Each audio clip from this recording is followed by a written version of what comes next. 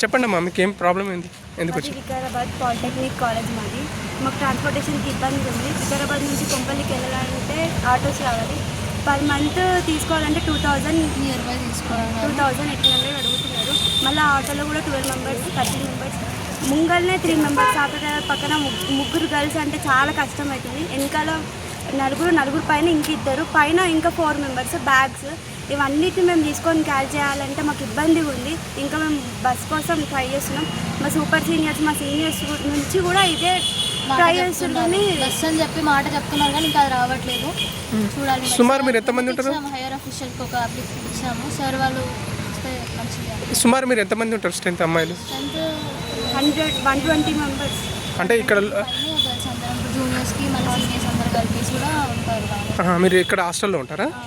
అంటే మీరు ఎక్కడెక్కడ నుంచో దూరం నుంచి ఇక్కడ వచ్చి ఇక్కడ హాస్టల్స్లో ఉంటున్నాం. కానీ మాకు ఇక్కడ ట్రాన్స్పోర్టేషన్ ఇబ్బందిగా ఉంది. కాలేజ్ నుంచి హాస్టల్స్కి ఇక్కడ ఉన్న డే స్కాలర్స్కి కానీ. మరి మీరు డిఎం గారికి ఎప్పుడన్నా అడిగారా మీరు? సార్ వాళ్ళు ఇచ్చామన్నారు, రిక్వెస్ట్ లెటర్ పెట్టారన్నారు. కానీ దానికి మళ్ళీ కాల్ చేసి అడిగితే చేస్తున్నామని చెప్తున్నారు. కానీ దాని నుంచి మళ్ళీ ఏది నోటిఫికేషన్ రావట్లేదు. మళ్ళీ కరెక్ట్గా మేము చేస్తున్నామని చెప్పేసి. సో మీకు ఇబ్బంది ఉంది అంటున్నారా? మొత్తం ఇబ్బంది చాలానే ఉంది. మంత్లీ ఇంత అని పే చేస్తున్నాము. పక్క ఫ్యామిలీకి ఏదైనా ఫైనాన్షియల్ ఇష్యూస్ ఉంటాయి పక్క అందరికీ. దాన్ని బట్టి మళ్ళీ ఇప్పుడు మంత్లీ ఇంత అని చెప్పేసి కడుతున్నాము. వాళ్ళు కూడా తగ్గట్లేదు. ఇంత ఇస్తానే వస్తారండి, లేదంటే మానేయండి అట్లా మాట్లాడుతున్నారు. బస్ ఒకటి ఉంటే మాకు ఏ బాధ ఉండదు అని చెప్పేసి.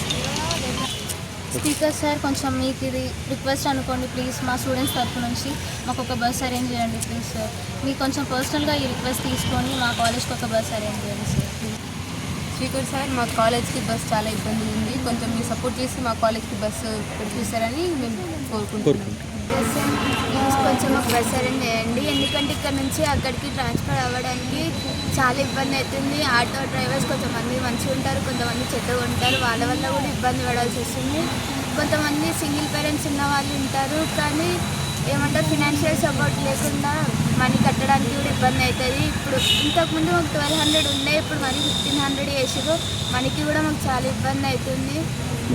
బస్ వస్తే అరేంజ్ చేయండి సార్.